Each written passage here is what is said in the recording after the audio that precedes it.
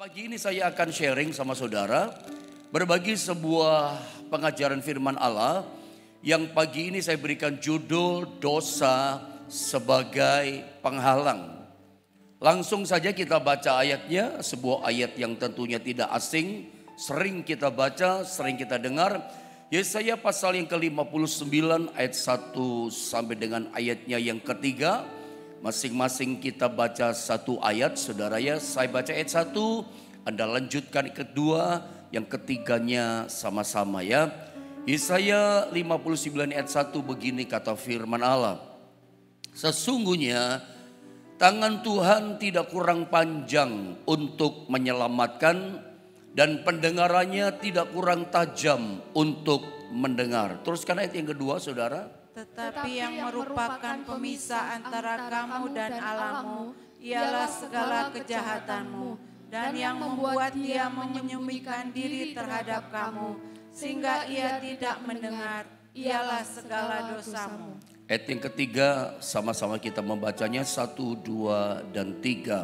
Sebab tanganmu cemar oleh darah dan jarimu oleh kejahatan, mulutmu mengucapkan dusta, lidahmu menyebut-nyebut kecurangan. Puji Tuhan.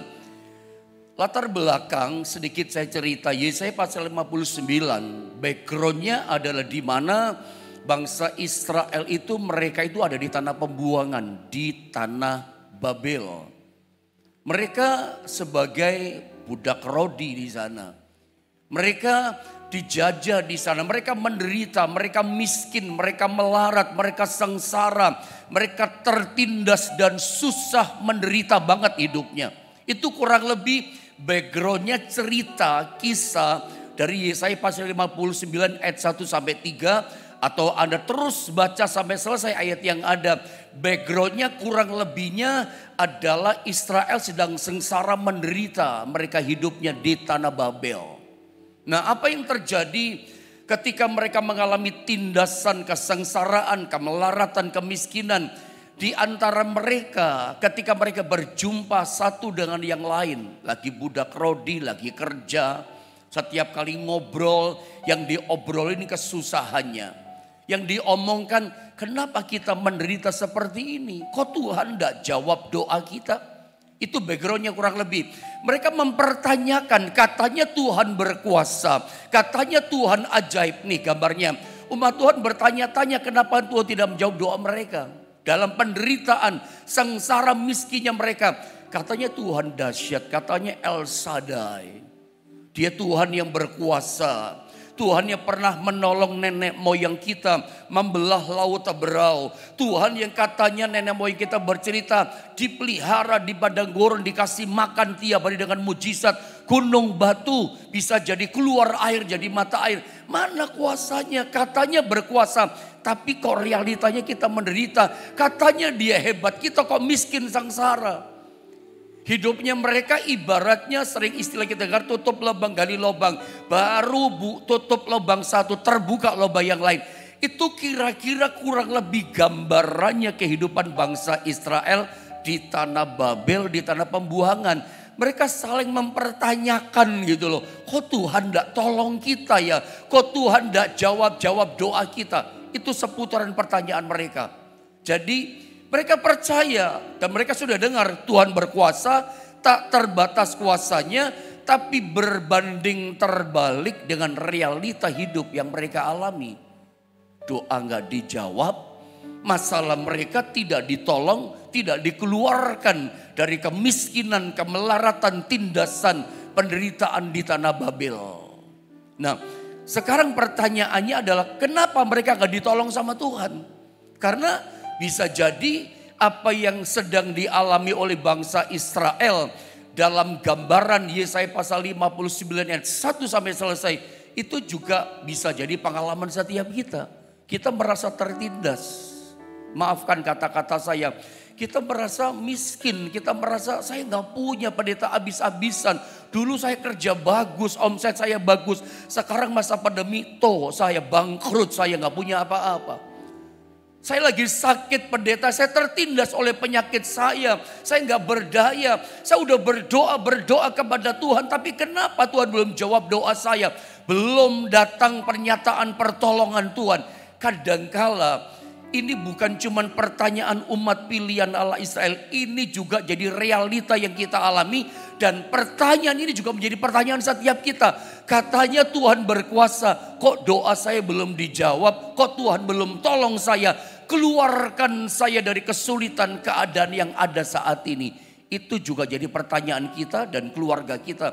Kok belum dipulihkan ya keluarga kita, ekonomi kita, keuangan kita, kesehatan saya kok belum dijawab, disembuhkan, ditolong oleh Tuhan. Mari kita belajar dari situasi, kurang lebih ini latar belakangnya pertanyaan-pertanyaan umat pilihan Allah. Janji Tuhan menolong, kuasa Tuhan luar biasa. Tapi realitanya berbanding terbalik. Susah hidup mereka, sengsara melarat miskin hidup mereka. Tidak ada jawaban doa. Mari temukannya jawaban ini di ayat-ayat yang barusan kita baca. Kita mulai saya jelaskan dari ayat yang ke-1. Saya tahu ayat ini adalah sebuah ayat yang tidak asing buat kita. Sering kita dengar, sering kita baca, sering kita renungkan. Tidak ada salahnya kita lihat kembali apa yang Tuhan hidupkan, yang jadi rema, pahwahyuan yang baru dalam iman kekristenan kita pagi ini. Saya baca ulang sekali lagi ya ayat ini. Yesaya 59 ayat 1 dikatakan begini. Sesungguhnya tangan Tuhan tidak kurang panjang untuk menyelamatkan, dan pendengarannya tidak kurang tajam untuk mendengar. Perhatikan kalimat yang pertama. Ayat ini menunjukkan eksistensi keberadaan Tuhan dalam kehidupan kita umatnya. Dalam ayat ini dikatakan bahwa sesungguhnya kalimat penegasan tangan Tuhan itu tidak kurang panjang untuk menyelamatkan kita. Bagian awal nomor 1 Tuhan tunjukkan lewat firman-Nya bahwa tangan Tuhan itu berkuasa tolong kita. Tangan Tuhan itu kuat untuk mengeluarkan kita, mengangkat kita dari segala kesusahan, penderitaan, masalah yang kita hadapi. Kita percaya tangan Tuhan berkuasa angkat dan tolong setiap kita.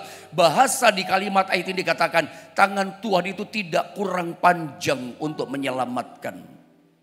Dalam terjemahan versinya KJV, King James Version itu lebih tajam. Dipakai kata behold, lihatlah, atau sesungguhnya the Lord hand is not shortened. Lihatlah dikatakan pakai mata kita, perhatikan, lihatlah bahwa tangan Tuhan itu tidak pernah dipendekkan dari kita. Perhatikan kata ini ya, the Lord hand is not shortened, bahwa tangan Tuhan gak pernah dipendekkan. Istilahnya dalam bahasa ini dikatakan tangan Tuhan itu gak kurang panjang. Atau terjemahan lain, tangan Tuhan itu gak pernah ditarik dari kita. Tuhan itu beda sama kita. Atau saya percepat ya, pengertian dari tangan Tuhan tidak kurang panjang. Pengertian tangan Tuhan tidak pernah dipendekkan, ditarik dari kita. Itu artinya, definisinya seperti ini. Bahwa kuasa Tuhan itu gak pernah dikurangi dari hidup kita. Saya ulang saudara ya. Maksud kalimat arti dari kata tangan Tuhan itu tidak kurang panjang. Tangan Tuhan itu gak pernah dipendekkan, ditarik dari kita. Itu definisinya, artinya buat kita adalah bahwa kuasa Tuhan, tangan Tuhan bicara kuasanya. Kuasa Tuhan, tangan Tuhan itu ketika turun tangan, angkat kita, tuntun kita, tolong kita. Itu gak kelihatan loh. Kalau ada sakit sembuh, itu ada tangan yang gak kelihatan menyembuhkan saudara. Itu kuasanya. Anda punya pekerjaan, kemarin dapat berkat luar biasa. Anda dapat rezeki job yang luar biasa. Itu ada tangan kuasa yang tidak kelihatan memberkati saudara. Tangan Tuhan gak pernah dipendekkan. Dia bukan manusia. Kalau kita seringkali, oke, saya bantu kamu, kita ulurkan tangan kita. Tapi bisa berubah. Kalau kena api kita tarik. Kalau ada situasi yang membahayakan kita akan tarik tangan kita. Sorry ya, saya gak bisa bantu ya. Saya batal gak jadi bantu. Kita kena api kita bisa tarik. Merasa mengganggu kita, tangan kita bisa tarik. Tuhan beda sama manusia. Sekali dia berjanji dia pasti menggenapinya. Dia tidak pernah tarik atau mengurangi kuasanya dari kita. Jadi kalau tahun-tahun kemarin, bulan-bulan kemarin ada bersaksi betapa baiknya pendeta Tuhan dalam kehidupan saya. Di masa pandemi berkat Tuhan memelihara saya. Masa pandemi 2 tahun kemarin, oh Tuhan justru kasih pekerjaan saya luar biasa. Anda ngalami mujizat, Anda ngalami pertolongan. Lalu bagaimana dengan bulan ini? Bagaimana dengan tahun ini? Mungkin Anda ngalami persoalan kesulitan. Anda berkata kayaknya gak kayak dulu lagi. Alkitab katakan tangan Tuhan itu gak pernah dipendekkan, gak pernah ditarik dari kita. Kuasanya gak pernah dikurangin. Janjinya seperti itu. Tapi realitanya kok saya ngalami gini. Kok saya ngalami kesusahan. Saya ngalami kerugian. Omset saya mengalami penurunan luar biasa Pak. Tapi tetap saya mau berkata berdasarkan Yesaya 59 ayat 1. Bahwa Tuhan berjanji lewat firman-Nya. Tangannya yang tidak kelihatan. Kuasanya tidak kelihatan. Itu nggak pernah dikurangi. Kuasanya nggak pernah dipendekkan dari kita. Apalagi dihilangkan, ditarik dari kita. Sesungguhnya kuasanya tetap ada untuk kita. Tangannya tetap terulur untuk kita. Tetapi kenapa berbanding terbalik? Kok saya ngalami ini? Kok doa saya belum dijawab? Mari nanti kita lihat kemudian. Tapi kita lihat dulu artinya. Tangan Tuhan itu tidak kurang panjang, tidak pernah dipendekkan. Kedua, artinya adalah pertolongannya Tuhan itu nggak pernah ditarik. Ini janjinya kan. Ketiga, janji Tuhan tidak pernah diangkat dari kita. Tetap berlaku. Sampai langit bumi hancur, rusak, hilang, lenyap. Janji Tuhan, firman Tuhan, perkataan Tuhan tinggal tetap tidak pernah berubah. Ya, kuasanya tidak pernah berubah, janjinya nggak pernah berubah. Dulu, sekarang, sampai selama-lamanya. Apa yang dijanjikannya nggak pernah ditarik, nggak pernah dikurangi. Janjinya nggak pernah diangkat. Kok saya nggak ngalami jawaban doa? Itu bukan karena janji Tuhan diangkat, nggak ada lagi untuk kita. Tetap janjinya berlaku, tetap kuasanya ada nggak ditarik. Lalu kenapa realitanya kita ngalami tutup lubang, gali lubang. Sengsara, tertindas, menderita. Rasanya Tuhan jauh dari jawaban doa untuk kehidupan kita. Nanti berikutnya kita ketemu. Tapi temukan dulu bagian satu ini.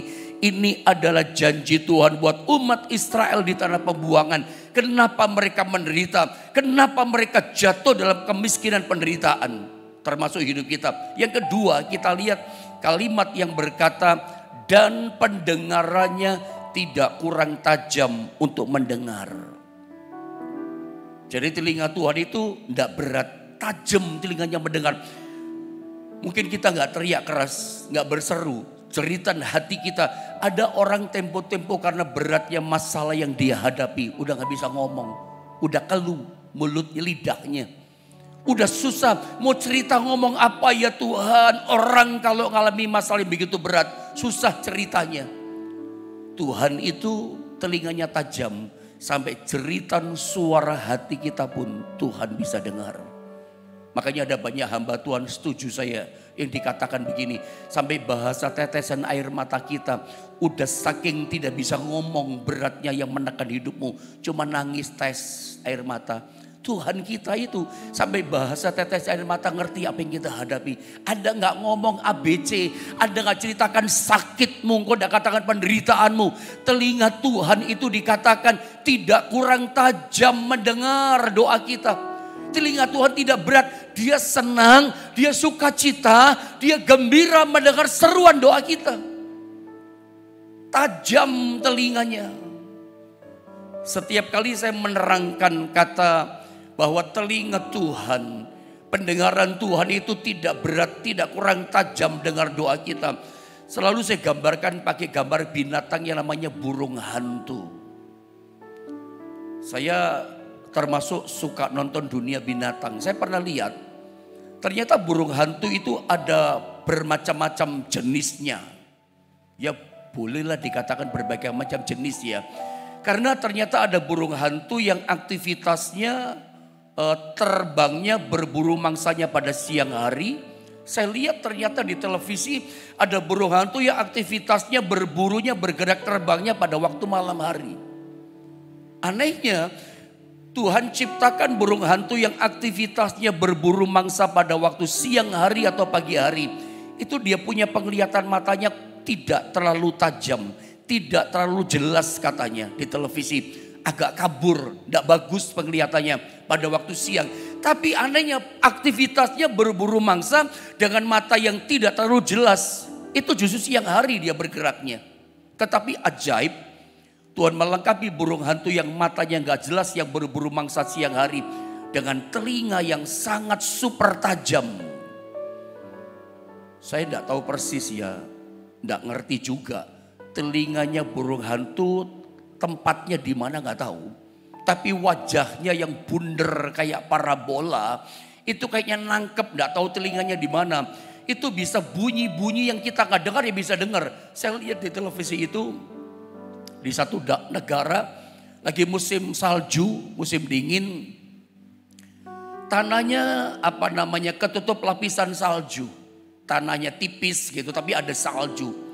Burung hantu ini loh saudara ya, dari jarak kurang lebih antara 30 meter sampai 40 meter tinggi ya di atas pohon gitu atau terbang. 30-40 meter itu dia bisa dengar seekor tikus yang makan rumput di lubang tanah. Jadi kalau di salju memang unik dan lucu menurut saya. Ada tanah lapisan salju, ada rumput yang hidup. Rumput itu gerak-gerak. Tiba-tiba saya kaget dan ketawa. Rumput itu tiba-tiba masuk ke dalam tanah. Itu bukan ditelan sama tanah. Ternyata di bawah lubang tanah itu ada sejenis tikus. Itu makan akarnya rumput. Lalu ditarik itu masuk ke dalam tanah. Tikus itu bukan sedang bersuara mencicit atau ribut sama temannya. Enggak. Tikus itu hanya mengerat dengan giginya makan rumput. Bayangin cuman mengecap makan rumput. Itu yang namanya burung hantu di atas 30 meter di atas tanah. Itu bisa dengar. Itu dengan cakarnya masuk ke tanah. Dia bisa angkat itu tikus jadi mangsanya. Maksud saya menyodorkan cerita ini kepada saudara gini loh. Burung hantu ciptaan Tuhan saja. Telinganya bisa super tajam kayak begini. Apalagi Tuhan penciptanya. Apalagi Yesus Tuhan kita, Allah kita. Telinga Tuhan itu sangat tajam, super duper tajam. Dia bisa mendengar seruan doa saudara, jeritan hati saudara. Bahkan tetesan air mata saudara dia bisa ngerti, bisa mendengar seruan doamu. Di Alkitab, beberapa hari yang lalu saya sempat terangkan Mazmur 102 ayat 18. Saya baca ayat ini ya. Mazmur 102 ayat 18 dibilang begini. Sudah berpaling mendengarkan doa orang-orang yang bulus. Dan tidak memandang hina doa mereka. Tuhan berpaling, Tuhan mendengar, Tuhan tidak memandang hina doanya orang bulus. Orang bulus orang yang bagaimana? Yang masalahnya berat, mengalami kegagalan, dalam ketakutan yang berat, kecemasan yang berat, kekhawatiran yang sangat berat menghantui, membayangi dia. Sampai dia gak bisa ngomong, keluh lidahnya, tertutup mulutnya. Udah saking takutnya dia, gak berdayanya dia. Dia berpikir udah gagal, udah mati, udah gak ada jalan. Jadi dia berpikir udah gak ada jalan. Sampai dia udah gak bisa ngomong. Tapi ketika dia percaya kepada Tuhan, ketika dia berseru berdoa kepada Tuhan, Tuhan tidak memandang hina doa orang yang bulus yang gagal ini sampai keluh nggak bisa ngomong. Tuhan berpaling mendengarkan doa seperti ini yang udah merasa nggak ada jalan lagi, udah nggak bisa cerita tentang beratnya, rumitnya, ruwet masalah dihadapi. Sampai mau cerita dari mana ya bingung. Mau ngomong apa udah gak tahu Tuhan. Terlalu banyak masalahnya ini cerita dari mana. Udah keluh bisu mulutnya. Tapi kalau dia berseru berdoa pada Tuhan. Mungkin dengan apa ya. Dengan air matanya. Dengan jeritan hatinya yang hancur. Tuhan mendengar loh doanya. Saya kasih gambar Yunus pasal 2 ayat 1 sampai 2. Saya yakin Yunus waktu berdoa. Karena coba lihat ayat ini ya. Saya pernah sampaikan dalam doa puasa. Diperkirakan Yunus itu sudah koma kok. Antara hidup dan mati. Udah di alam kematian, alam maut. Coba baca ayat ini Yunus 2 ayat 1 sampai 2. Berdoalah Yunus kepada Tuhan Allahnya. Dari dalam perut ikan itu. Kita sepakat bahwa hati dan pikiran Yunus itu sama dengan kita. Kalau kita menghadapi seperti yang dialami Yunus, kita jadi Yunus, dilempar ke dalam samudra lautan, ditelan sama seekor ikan yang besar. Pikiran kita, hati kita pasti sama Yunus, mati aku, udah gak ada jalan. Mau ngomong apa? Mau teriak dalam perut ikan, sama siapa? Siapa yang bisa mendengar? Perhatikan ayat kedua. Katanya, ini doanya Yunus, seruannya sama Tuhan. Tapi menjeritkah dia? Gak ada yang tahu kita. Dalam kesusahanku, ini orang bulus ini saudara ya. Aku berseru kepada Tuhan. Dan ia menjawab aku dari, perhatikan, tengah-tengah dunia orang mati. Aku berteriak dan kau dengarkan suaraku. Yunus berteriaknya, berserunya itu dari tengah-tengah dunia orang mati. Udah koma dia. Antara orang mati sama hidup, di tengah-tengah dunia orang mati. Udah gak sadar, tapi rohnya berteriak sama Tuhan. Itu pun Tuhan dengar jawab doa Yunus. Dilepaskannya dia dari maut, dimuntahkan oleh ikan. Ini contoh yang terbaik buat kita. Bahwa telinga Tuhan itu super tajam. Jeritan hati kita. Orang yang sudah koma saja masih terima mujizat. Orang yang sudah gak berdaya di tengah-tengah dunia orang mati. Ini kuasa apapun gak bisa tolong. Kekuatan apapun gak bisa buat apa-apa. Tapi Tuhan tolong loh. Hari ini gak mustahil. Saudara belum, maaf kata-kata saya, belum mati kan. Masih bisa bersuara kan saudara. Tuhan masih bisa menjawab doa saudara loh. Terus ya, dengan waktu yang ada. Kalau kita lihat apa sih sebabnya Tuhan tidak menolong kita, tidak menolong umat Israel saat itu, dan tidak mendengar doa kita? Jawabannya di ayat yang kedua. Mari jemaat Tuhan sama-sama kita baca dong di ayat ini. Yesaya 59 ayat yang kedua, 1, 2, dan 3. Tetapi yang merupakan pemisah antara kamu dan Allahmu ialah segala kejahatanmu, dan yang membuat dia menyembunyikan diri terhadap kamu sehingga ia tidak mendengar ialah segala dosamu. Kenapa Tuhan menyembunyikan diri, gak mau lihat kita? Kenapa Tuhan tidak mau mendengarkan doa kita? Karena ada pemisah. Tuhan ngeliatin kita gak mau menghadapkan wajahnya kepada kita. Kenapa? Ada dosa di antara kita. Kita bikin dosa, ada dosa di pihak kita. Makanya telinga Tuhan seperti ditutup. Dia gak mau dengar, padahal super tajam. Tapi memang dia gak mau dengar doa kita. Ada pemisah, itulah dosa. Yang memisahkan kita dengan Tuhan itu cuma satu dosa, gak ada yang lain. Gak ada yang memisahkan kita dari kuasanya Tuhan, kasihnya Tuhan.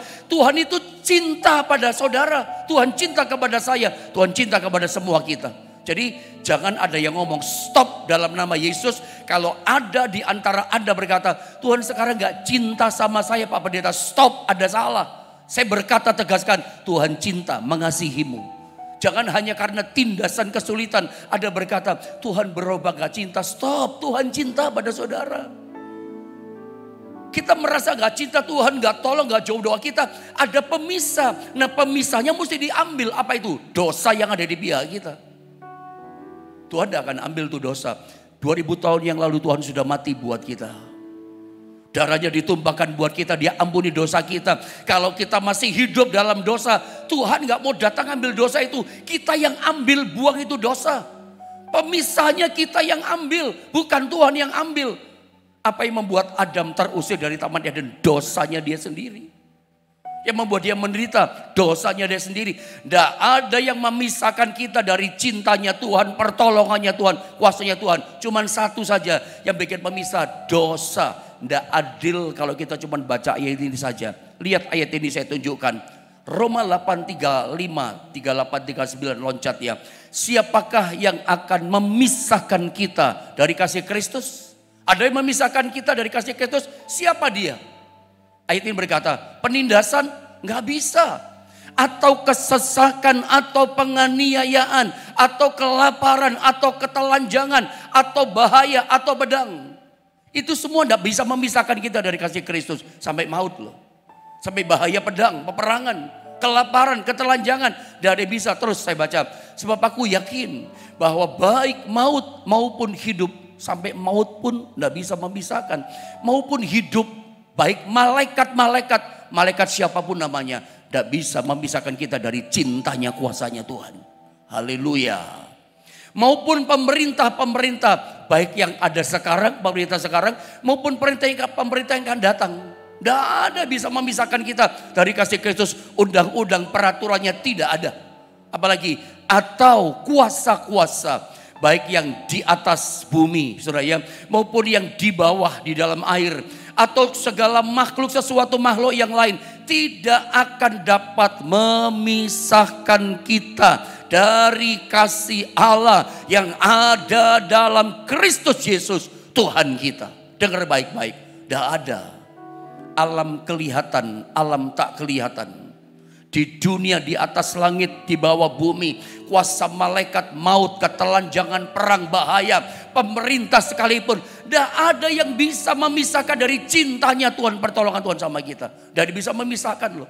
Jadi jelas ya. Tidak ada kekuatan, tidak ada kuasa apapun yang kelihatan, tidak kelihatan. Yang bisa memisahkan kita dari cintanya, pertolongannya, kuasanya Tuhan untuk kita. Cuman satu bagian pemisah, dosa yang ada di pihak kita. Mau ditolong sama Tuhan, ya bertobat. Coba saudara lihat ayat kedua kembali. Tetapi yang merupakan pemisah antara kamu dan Allahmu ialah segala kejahatanmu dan seterusnya. Dosa kita bikin pemisah. Jadi bagaimana caranya? Ya buang itu dosa. Penghalangnya, pemisahnya itu ambil. Kalau kita pemisahnya diambil nggak bisa, tetap Tuhan nggak dengar doa kita. Tapi saya udah benar, jangan-jangan ada dosa yang ada buat, ada pikir nggak apa-apa. Kalau saudara lihat di ayat yang ketiga ya, ada hal-hal yang sederhana di sini Tuhan singkapkan, perhatikan. Sebab tanganmu cemar oleh darah, berarti pembunuhan ini ya. Dan jarimu oleh kejahatan. Mulutmu mengucapkan dusta, lidahmu menyebut-nyebut kecurangan. Mulut dusta, lidah kecurangan. Ingat ya, kalau kita curangin orang dengan fitnah dengan mulut kita, ayat 3 Yesaya 59 itu sama dengan tangan yang cemar oleh darah. Disamakan, sebanding. Kalau Anda pengen sukses lalu hajar orang dengan mulut saudara, gak pakai tangan tapi pakai mulut. Ada fitnah orang, ada gosipin orang, ada jelek-jelekin orang. Itu sebanding dengan tangan yang cemar oleh darah. Lalu mulut mengucapkan dusta. Tahu dusta? Bohong, menipu. Dalam kerjaan dusta sama langganan. Nggak usah dusta. Ya terus terang saja apa adanya. Kerja memang harus cari untung, tapi jangan dusta. Sistem kerja kita jangan dusta. Kepada keluarga tidak boleh dusta. Suami tidak boleh dusta pada istrinya. Istri kamu juga nggak boleh dusta sama suami. Orang tua jangan dusta pada anak-anakmu. Kamu anak jangan dusta sama papa mamamu. Dusta tidak boleh. Kita berpikir, oh saya nggak dosa, enggak. Di pikiran kita dosa mencuri, membunuh, merampok, berzina. Kita bersih dari yang moralitas itu. Tapi bagaimana dengan mulut dusta? Ini pemisah loh. Jangan dusta waktu kerja. Ya, atau fitnah, atau mulut kita pakai kecurangan, enggak boleh. Pemisahnya mesti disingkirkan. Ada seorang hamba Tuhan, saya baca sebuah buku, ketika dia berdoa, doa penyembahannya, Tuhan ubah jadi sebuah vision, penglihatan. Dia lihat wajah Tuhan, wajah Yesus. Tapi wajahnya samar-samar, makin gak jelas, makin ketutup kabut yang gelap. Lalu refleks, ya refleks insting dia berdoa dalam nama Yesus. Awan gelap, engkau pergi. Naik ke atas tuh awan gelap. Sekarang wajah Yesus terlihat jelas. Dan wajah itu, pribadi itu berkata, kalau kamu ndak usir awan gelap itu, aku ndak usir, harus kamu yang usir. Penghalang itu awan gelap. Saya gambarkan cerita hamba Tuhan dalam buku yang saya baca. Dosa itu penghalang kita. Dosa itu yang memisahkan kita dengan Tuhan. Tuhan tidak mau ambil tuh dosa. Sebab 2000 tahun yang lalu dia udah korbankan dirinya, ampuni dosa kita. Kalau sekarang kita masih suka bikin dosa, ya kitanya bertobat. Kitanya hilangkan tuh dosa, buang itu dosa. Itu kan memisahkan. Ayat yang barusan saya perbandingkan tuh dahsyat loh. Yesaya 5:9 yang kedua dengan Roma pasal 8 kita baca. Maut, penganiayaan, kemiskinan, kelaparan, ketelanjangan, pemerintah, kekuasaan kelihatan, tidak kelihatan. Apa saja gak bisa pisahkan kita dari Tuhan kok. Tuhan kita itu dahsyat dalam hidup kita. Dia cinta mengasihi saudara. Tidak ada yang pisahkan cintanya dari kita. Cuman satu yang bisa pisahkan, yang membuat dia gak cinta sama kita. Dosa. Apa sih artinya ayat ini? Tuhan tidak mau kompromi sama namanya dosa.